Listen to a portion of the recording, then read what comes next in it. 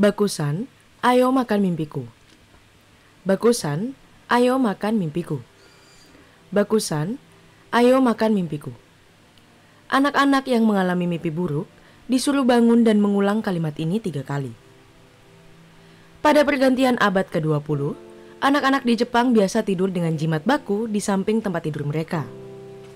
Saat mengucapkan kata-kata ini, baku diyakini masuk ke kamar anak itu dan melahap mimpi buruknya, membiarkan anak itu kembali tidur dengan tenang. Kisah mimpi buruk yang dilahap baku sebenarnya berasal dari cerita rakyat Tiongkok. Mitologi Tiongkok memiliki tradisi monster hibrida yang dibuat dari bagian beberapa hewan. Mo quadripartite dari mitologi Tiongkok adalah monster fantastis yang terdiri dari cakar harimau, ekor sapi, mata badak, dan belalai gajah.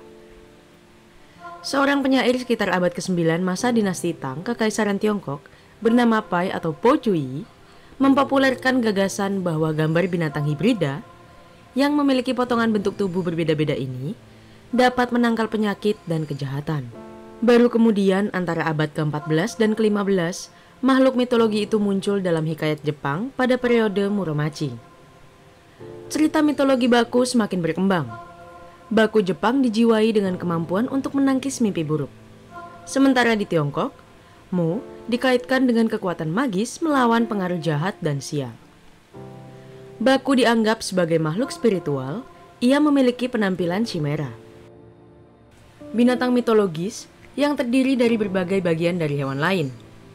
Digambarkan dengan tubuh seperti beruang, belalai gajah, cakar harimau, ekor lembu, dan telinga serta mata seperti badak. Menurut legenda Jepang, baku diciptakan dari potongan-potongan cadangan yang tersisa ketika para dewa selesai menciptakan semua hewan lainnya.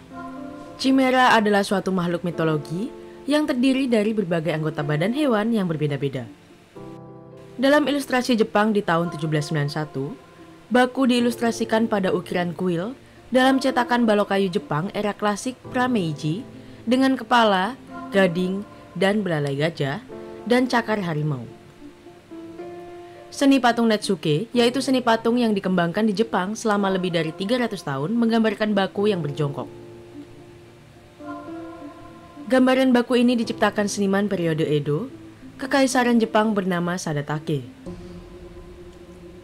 Lain lagi dengan penggambaran baku dalam manuskrip Jepang di awal abad ke-17. Sankei Butsu mendeskripsikan baku sebagai makhluk yang pemalu. Padahal cerita mitologi menuangkan persepsi makhluk ini adalah monster menyeramkan. Walau agaknya menyeramkan, baku dipanggil untuk melindungi dari mimpi buruk sebelum tertidur di malam hari. Dan sampai hari ini, masih umum bagi anak-anak Jepang untuk menyimpan jimat baku di samping tempat tidur mereka. Namun, dalam mitos itu dikatakan perlu berhati-hati jika memanggil baku. Karena jika seorang baku tetap lapar setelah mengonsumsi mimpi buruk yang tidak diinginkan, atau merasa tidak kenyang, diyakini bahwa ia akan terus mengunyah, melahap harapan dan impian seseorang juga. Celakanya dalam mitologi diceritakan, seseorang tersebut akan menjalani kehidupan yang hampa. Baku dikenal sebagai makhluk pemakan mimpi. Ia adalah makhluk atau roh mitologi dalam cerita rakyat Tiongkok dan Jepang yang dikatakan melahap mimpi buruk. Namun cerita mitologi ini mulai pudar di Tiongkok. Pasalnya dalam legenda Tiongkok kuno, Mo adalah binatang yang diburu untuk diambil kulitnya. Siapapun yang membunuh Mo akan menggunakan selimut yang terbuat dari kulit sebagai jimat atau benda dengan kekuatan magis yang akan melindungi mereka dari roh jahat. Praktik ini berkembang dari waktu ke waktu dan segera kulit tidak lagi diperlukan. Tetapi, gambar binatang itu dianggap memiliki kekuatan untuk mengusir roh jahat. Baru, setelah legenda baku sampai ke Jepang, binatang itu dianggap sebagai pemakan mimpi, dengan kekuatan untuk mengonsumsi dan mengusir mimpi buruk.